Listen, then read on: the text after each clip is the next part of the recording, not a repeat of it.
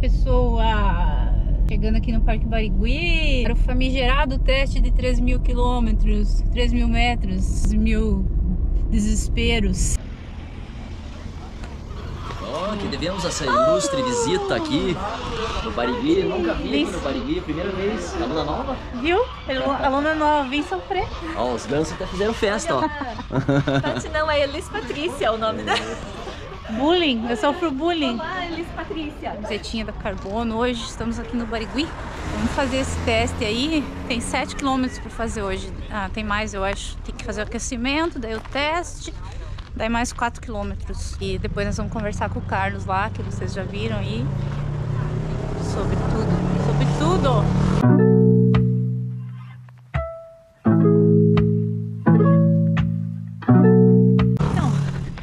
Tá feito esse teste aí, fazendo agora um treino de desaquecimento aqui. Eu esperava que o resultado desse teste de hoje fosse pior do que o último que eu fiz há 1 ano atrás. Para minha surpresa, ficou um pouquinho melhor. Agora aqui uma voltinha final.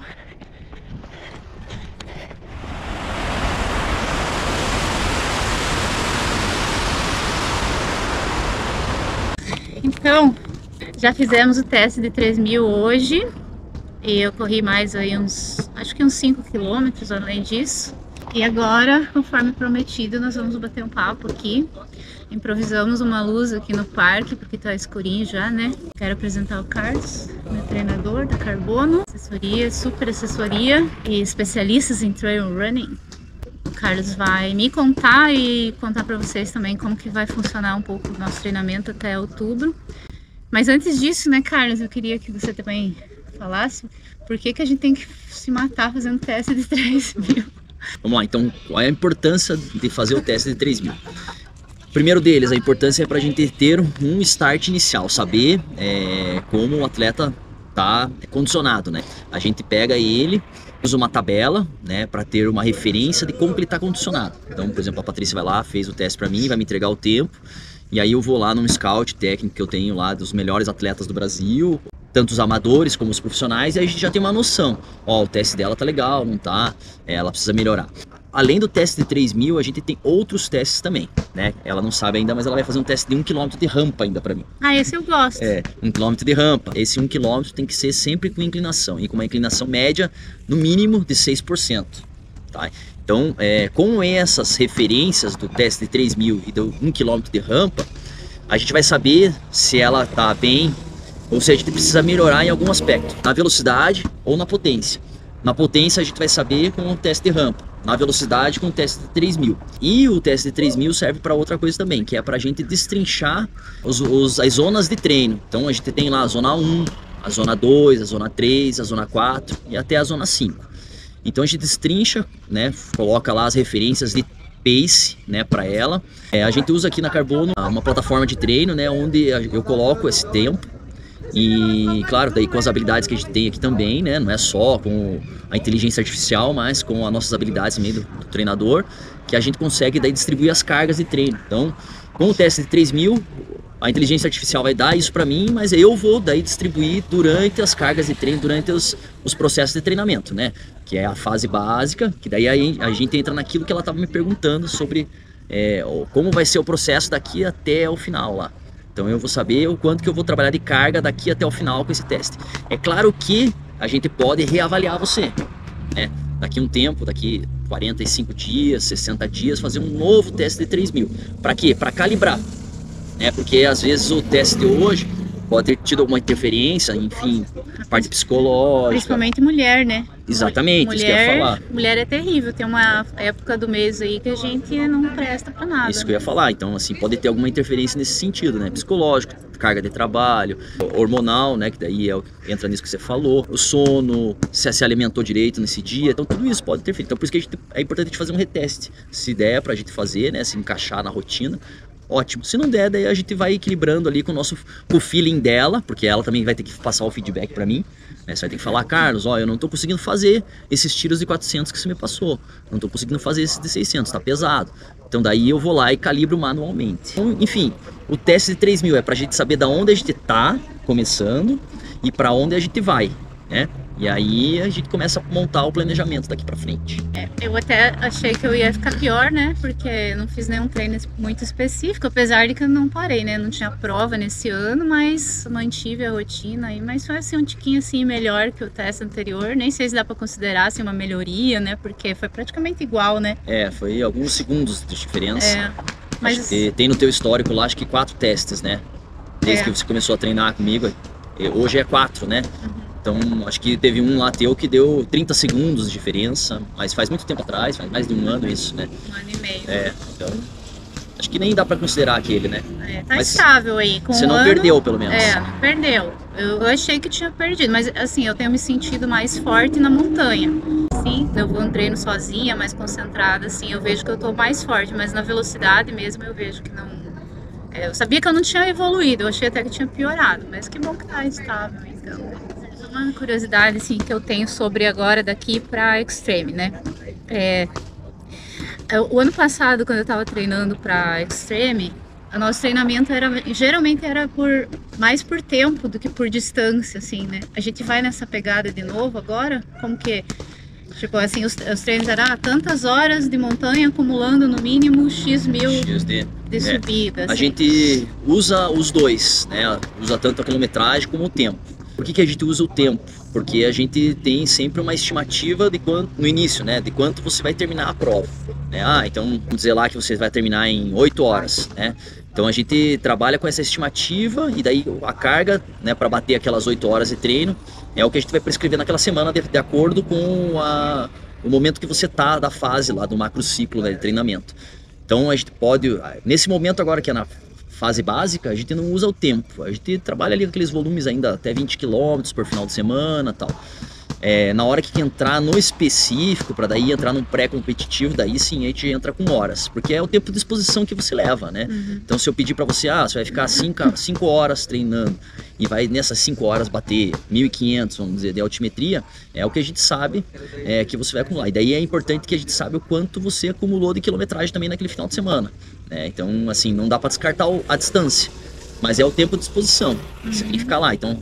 Aí a gente consegue equilibrar o volume, e isso soma a semana, né? Então se você fez o teu treino lá normal da semana de fortalecimento, o teu treino de corrida, tudo que você fez de exercício físico considera pro volume da semana. Então por isso que é importante a gente ter lá o nosso aplicativo logado ao que você está fazendo. Mesmo que você faça um yoga, a gente já vai lá ver o quanto que deu de carga de treino. Aí ele já lê tudo aquilo e soma. Isso eu não considerava. Se bem que eu sempre lanço, né? Porque eu registro tudo. Ele registra tudo, né? Então tem alguns alunos que vêm me perguntar, Carlos, eu excluo as atividades extras que não foram propostas para você. Aí eu falo, não, deixa aí. Quanto mais coisas, mais informações você acumular, mais eu sei o quanto de horas que você está acumulando de exercício. Porque pedalar, nadar, tudo isso influencia na carga final, né? Então se você, além de correr, se você pedala, se você faz pilates, se você faz outras coisas, é um estresse que você está gerando no teu corpo. Sim. Né? Então a gente precisa saber o quanto que a gente precisa equilibrar. Só fazer o longão no final de semana, sendo que você pedala, talvez se a gente equilibrar o pedal com o longão de corrida, você não precisa ficar lá exposto tantas horas, né? Mas a gente pode equilibrar com o pedal também. Quanto tempo que a gente fica nessa fase que você colocou que é tipo a base, assim? A base. Porque eu vinha fazendo 2 treinos na semana ali, e fim de semana eu tava aí com 20, 25 quilômetros, né? Tava treinando bem no final de semana, né? Então no começo agora eu acho que não vai mudar muito o que eu já vinha fazendo. Não, a gente vai trabalhar com esse volume aí de 30 km semanais, no máximo 45 km semanais, então de 30 a 45 para manter, né? Aí quando for na época de pico, daí já vai subir para quase 100, vai dobrar, vai dobrar. Daí... No ápice a gente vai rodar quase em torno de 100 na semana. Exatamente. Então no começo se durar em torno aí de 4 a 6 semanas, né? Depende da tua resposta, que daí a gente vai ver isso rapidinho, né? Até porque você já tá, na verdade, se mexendo, né? Então você não precisa esperar você se adaptar, não. Você já tá adaptada, você já tá vindo treinando, né? A gente sabe que você é uma pessoa que é super ativa, nunca parou, né?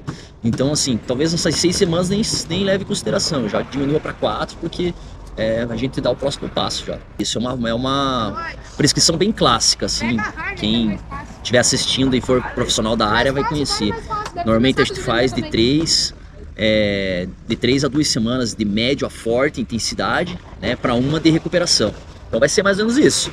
Você vai levantar lá a tua carga de treino de 10 em 10%, vai chegar na quarta semana, a gente cai para metade disso. Para quê? Para recuperar, para ter essa subida de carga, diminui, e daí a gente dá uma quinta semana, digamos, um choque, daí sobe de novo, para ter essa super compensação. Então a gente faz essa onda, né? E não é só o volume, a intensidade também. Né? Então, em vez de os tiros serem curtos, vão começar a ser mais longos, os fartleks serem curtos, vão ser mais longos. Então tudo isso a gente vai trabalhando. A gente vai ter que aumentar os dias também, né? Hoje eu tô fazendo uns 3 vezes por semana de corrida, vai ter que ser mais, né? Então, isso depende de você. Foi como você falou no começo, né? Carlos, eu não queria muito mudar a minha rotina. Só que aí o que acontece? Você paga o preço nos 3 dias, né? Ok, você não muda a tua rotina, porém eu preciso acumular 100 km na semana. Tá. Como é que você vai fazer? Você vai distribuir por mais um dia ou vai... Até podemos já falar isso na prática mesmo, né? Eu prefiro distribuir ao longo da semana do que ficar com muita carga para o final de semana. Entendi. Porque tento sempre ter um dia reservado para descansar, né? Normal. Ter um pacto de sanidade mental comigo mesma aí, né? Claro que eu imagino que na reta final aí vou ter que abrir mão de algumas coisas, né? O preço que eu vou ter que pagar, mas... Oi, acho que a gente vai fazer uma pausa aqui. Vai pegar a câmera e sair correndo? Ai, que eu ia te perguntar das minhas desobediências. Eu preciso conversar sério com você sobre isso. Essa parte eu não vou cortar. Vou dar uma oportunidade de levar um puxão de orelha público aqui. Assim, eu sou um pouco desobediente, sabe? Esse fim de semana, né? Por exemplo, a minha planilha tá lá, que o Carlos passou lá 18 quilômetros com um ganho de 700, né? Aí já tava planejando um rolê aí que dá uns 25 com ganho de 1.500, né? Até onde que a gente pode superar o que tá na planilha? Desde que eu valido com você, tipo, Carlos, então posso, você vai me atrapalhar, vai interferir? Então, assim, é tudo aquilo que... Pode mijar. É assim, na verdade. Ele tá gaguejando porque ele não quer me eu ofender. tô pensando a melhor jeito de falar. É que assim, ó, a gente precisa pensar que tudo isso foi aquilo que eu falei, né? Reflete lá na frente. Né? Então, se você começar a querer ultrapassar etapas, e eu conheço você, eu sei que você tem gana, você tem vontade, você consegue mais, você pode mais. Só que se você não segurar agora e não cuidar agora, lá na frente, quando começar a aumentar a carga de treino, você pode começar a sentir dor. Né? E você tem um histórico já. É, isso que eu ia falar. Eu peguei pesado nos últimos meses aí, né? Eu treinei bastante, fiz várias aventuras também, acumulei uns ganhos aí malucos e... Pra quem não sabe, vai lá no card, ela vai colocar aqui ó, no canto do vídeo. Vai lá, veja as aventuras dela, né? Na Praia do Rosa, onde mais mesmo? No Soldado Sailboat, que mais? Eu não gravei do Governador Celso Ramos, que eu fiz mais de 100 quilômetros. Então, lá. Olha aí, gente. Lá eu não gravei, mas lá foi pegado, lá em Governador. Na verdade, tem os vídeos lá, tem que montar, né, um vídeo pra divulgar, porque lá vale a pena, né? Vale, compartilhar o lindo lugar demais. lindo. Mas assim, eu acho que faz uns 2 meses que eu comecei a sentir os 2 joelhos. Os 2. E eu tenho condromalácia nos 2, né, diagnosticada lá em 2015, eu acho, nível grau 1. Desde então eu faço musculação, um dos motivos, né, pelo qual eu não parei. Mas eu não tenho feito quase nada de mobilidade e alongamento. Eu fazia body balance, fazia yoga, uns negócios aí que ajudavam e parei. E agora eu tenho que começar, né. Então isso é uma questão que tá me preocupando. Eu falei isso num outro vídeo no começo da semana. Se não melhorar, tipo até a semana que vem, com os alongamentos tal que eu tô fazendo agora, eu vou ter que ir lá visitar o Dani. Fisioterapia ou um ortopedista, né? Vou ter que ir lá fazer um exame clínico com o Dr. Daniel lá, pelo menos, né, pra ver se tá tudo bem, se eu posso prosseguir, porque sempre eu pergunto pra ele, né, eu tenho conhecimento do problema e sempre vou pegar o aval do médico para fazer minhas coisas, né. Mas é uma preocupação, né, porque o ano passado, na prática, foi meu joelho que me tirou do jogo, né, porque é uma coisa inusitada até que aconteceu, mas que realmente se eu tivesse dirigido 9 horas eu não ia correr, eu tinha que escolher, ou eu dirijo ou eu corro. Aí fiquei sem motorista, não pude fazer a prova. Então isso é uma preocupação. Então realmente assim é bom a gente conversar sobre isso, porque me ajuda também a botar a cabeça no lugar e aliviar, né, agora, porque, tipo, 18 km com 700 de ganho agora, é treininho bem tranquilo pra mim, né? Exato. Só que sempre fica aquela vontade, assim, nossa, eu queria, subir uma montanha, né, e 700 não é subir uma montanha, porque pra eu correr 18 subindo 700, eu preciso de um lugar um pouco mais, que esses 700 seja diluído nesse percurso. Exatamente. Aqui nos percursos que a gente faz, 700 é subir uma rampa e acabou. Daí o resto você vai ter que meter na estrada ou numa trilha que tenha pouca subida. Mas vai passar. Vai passar, porque subindo uma vez os nossos morros maiores aí dá 700. Né? Aí é aquilo que eu acho que tem que ter um bom senso, né? Aí você tem que equilibrar tendo bom senso. Não uma vez ou outra dar uma extrapolada. Porque, poxa, faz tempo que eu não vou naquele lugar, conhecia o Recanto Salto Boa Vista, primeira vez, nossa, né? Aí tudo bem. Mas agora todo final de semana daí não dá. Aí que vai começar a doer joelho, né? Tá tendo um desgaste além do necessário agora, né? Então se for para fazer 25 agora, então vamos fazer uma prova de 80. Entendeu? Não, e eu me arrependi semana passada, sabe, do Salto Boa Vista, porque eu deu 1.300 lá, mas não é nem pelo percurso, nem pela subida, é porque era muito lisa a descida. Tava travado. Então eu freiei muito, assim, e daí o meu joelho ficou doendo muito no dia seguinte, por conta da descida segurando. E olha que eu desço bem, né? Mas lá não tinha condição, tava um sabão, né? Ou você freava ou você caía. A gente tem que pôr na consciência de vocês. Só um detalhe, eu desobedeci semana passada, tá? Já tinha 18, eu fiz 24. É isso que eu ponho na cabeça dos alunos. Falo assim, cara, você tem o teu treino. E é o que eu faço nos treinos coletivos quando eu comando. Eu chego assim, galera, quem que vai fazer tanto? Eu. Quem que vai fazer tanto? Eu. Falo, bicho, terminou aqui, volta. Acabou. Tem que você ficar rodando com a gente. Eu vou com vocês. Não, daqui você parte e volta. Entendeu? Então vocês têm que ter essa consciência assim, eu vou rodar o quanto está na minha planilha. Mesmo que você vá sozinho, você tem que estar preparado para, né, rodar sozinho. Na prova você roda muito sozinho. Então tem que ter esse trabalho psicológico também, né? Então às vezes a gente fica pensando, eu vou porque fulano vai treinar sozinho por muito tempo e tal. Eu faço a minha parte, mas desde que não me prejudique, para ajudar essa pessoa, não me prejudique.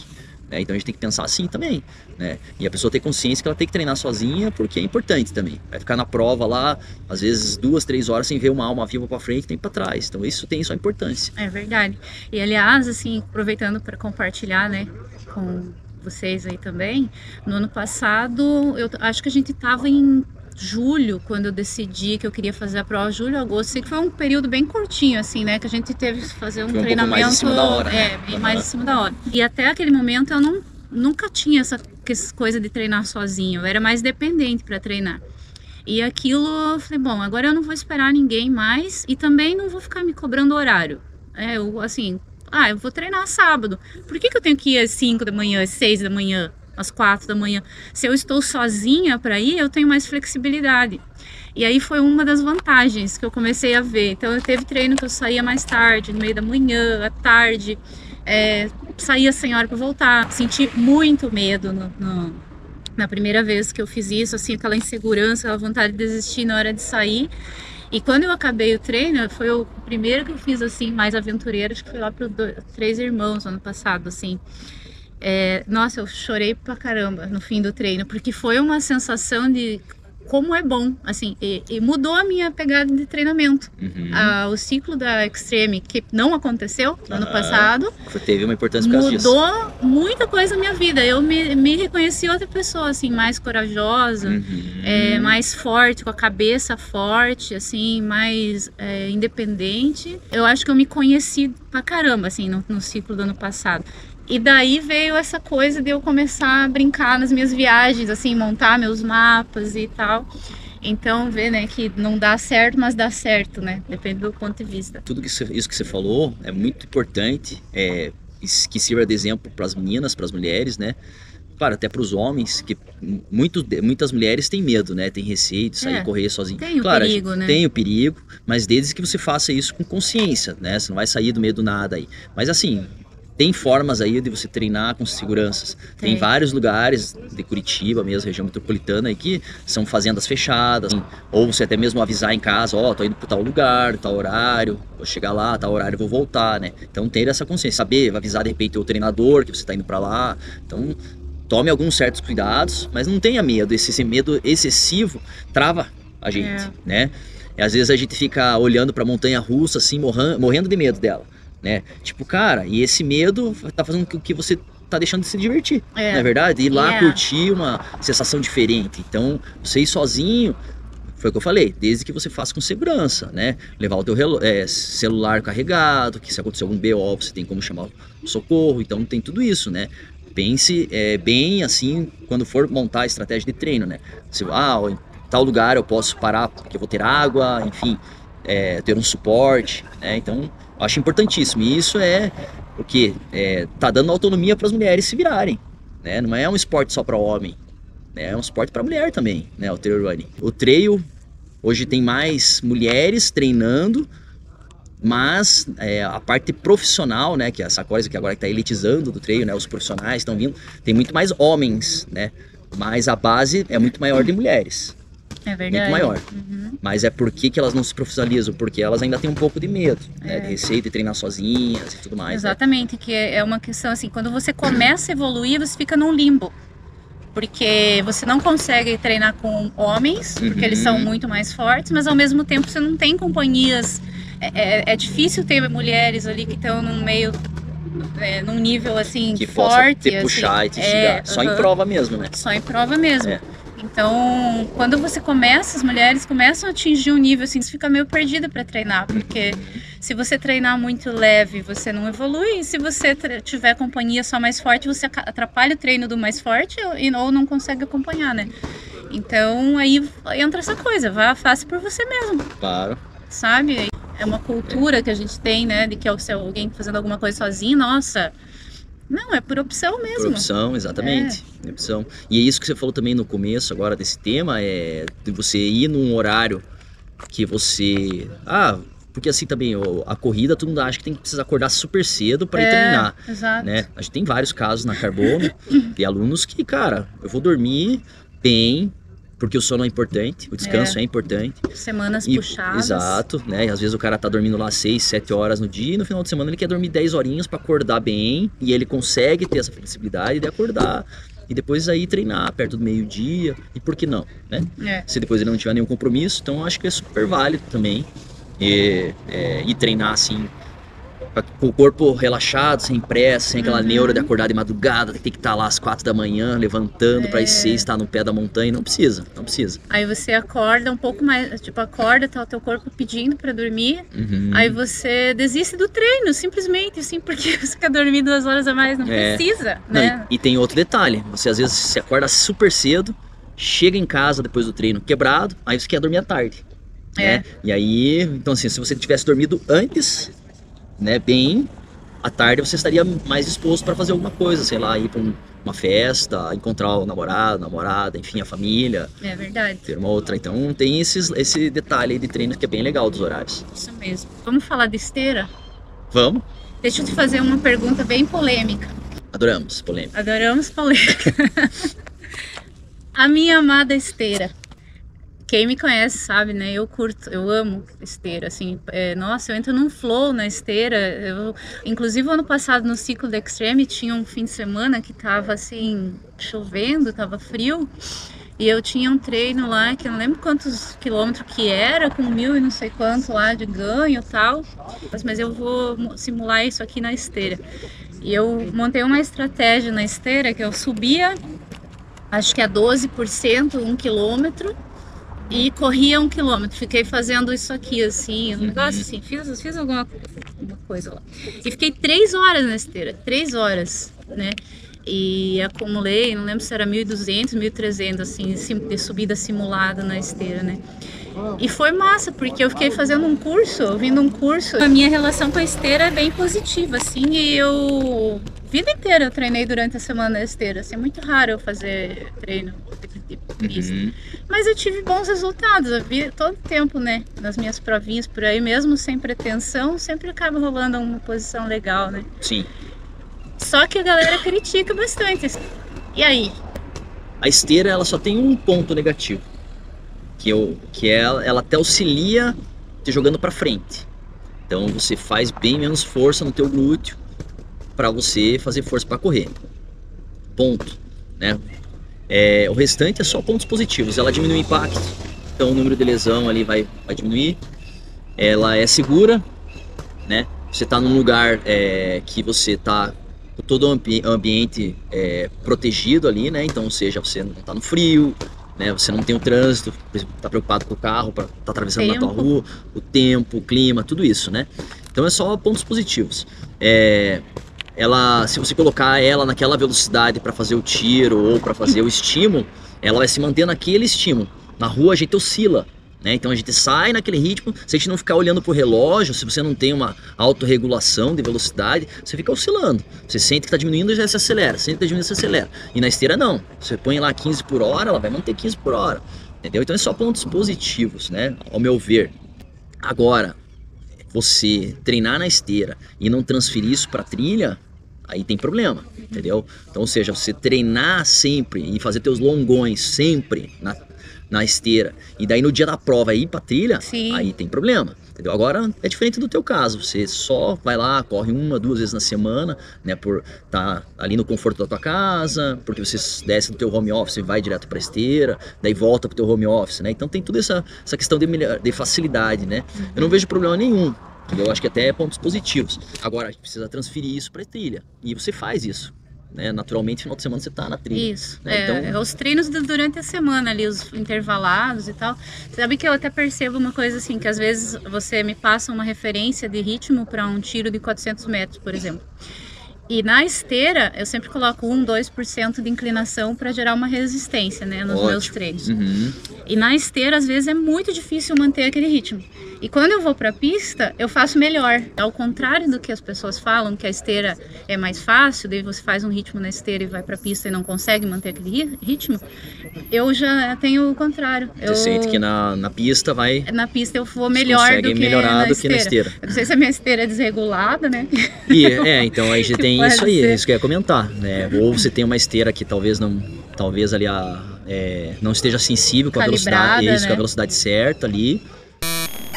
Então, acabou a nossa bateria aqui, eu esqueci de trazer uma bateria reserva, mas então, só para vocês saberem que a minha esteira tá liberada, sim. Manda ver, continue, eu tenho vários alunos, inclusive hoje uma aluna iniciante, que tá na segunda semana de treino dela, ela mora em São Paulo e ela falou assim, tá chovendo um monte aqui em São Paulo, professor, posso começar na esteira? Falei pra ela, deve, por que você vai ficar se expondo na chuva? Vai pra esteira, treina com segurança, não tem problema de ficar doente, de tropeçar, de desistir já no primeiro mês com a chuva, né? Então vai pra esteira, no conforto, dá teus tiros lá, dá tuas corridas, né? Mesma coisa a Patrícia, mesma coisa. Não, entendeu? E outra coisa, que eu acho a esteira um exercício de controle de ansiedade, né? Também, tem um trabalho mental aí. Você entra ali pra você fazer um treino de 1 hora, 2 horas, 3 horas, como eu falei, na esteira. Tem que estar com a cabeça bem forte mesmo para conseguir. Tem que estar assim, bem tranquilo mesmo. É isso, né, Carlos? É isso. Agora vamos rumo a outubro aí, espero que corra tudo bem até lá. Obrigada por participar aqui também. Espero que vocês tenham gostado do meu prof também, eu gosto muito dele, ele é muito gente boa, muito bom também, muito técnico. Muito sabe o que tá falando, eu confio muito nas coisas que ele fala. 2 anos já, né? Passou rápido aí, parece que foi ontem, né? Verdade. 2 anos já. E eu lembro lá atrás, quando você começou com a gente, você tinha falado já da Extreme que você queria, e era uma prova toda dos sonhos. E eu acho que esse ano vai dar boa, porque a gente não vai ter pandemia, né? E você tá bem, agora só dá essa segurada no começo, tá? Não queima ainda muito cartucho agora. Leia-se, obedeça. Então segura aí a tua metralhadora para você não sair descarregando tudo agora, tá?